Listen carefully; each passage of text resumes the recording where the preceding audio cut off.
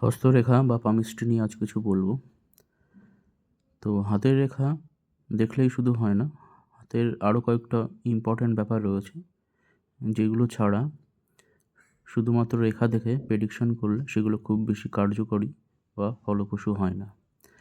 যেমন হাতের কালার, হাতের শেপ এবং হাতটা কতটা ফ্লেক্সিবল বা কতটা স্ট্রং বা কতটা সফট বা কতটা হার্ড।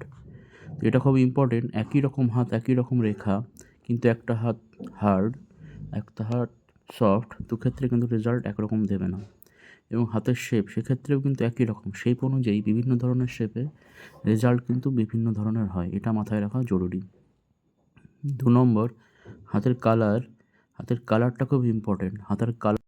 হাতের কালার বর্তমান পরিস্থিতি এবং ফিউচারে কী কন্ডিশন হবে শারীরিকভাবে, আর্থিক, মানসিক, শারীরিক, সেটা কিন্তু হাতের কালার থেকে জানা যায়, বা এটা খুব ইম্পর্টেন্ট, যেগুলো আমরা অনেক সময় ইগনোর করি।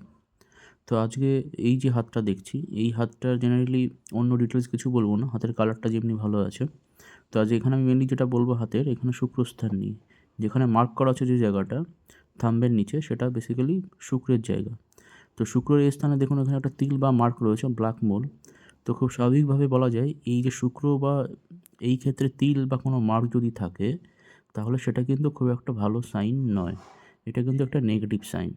তো নেগেটিভ বলতে এখানে শুক্রের ক্ষেত্রে কিছু অ্যাফ্লিকশন, কিছু নেগেটিভ কম্বিনেশন নিশ্চয়ই চার্টে থাকবে এবং একই সঙ্গে হাতে দেখাচ্ছে। তো সেক্ষেত্রে এক্ষেত্রে যেটা প্রেডিকশন যেটা আসবে সেটা হচ্ছে এখানে কিডনি বা গাইনির ডিজিজ, একটা ফিমেল হাত, ফিমেল মানুষের একটা হাত আর কি।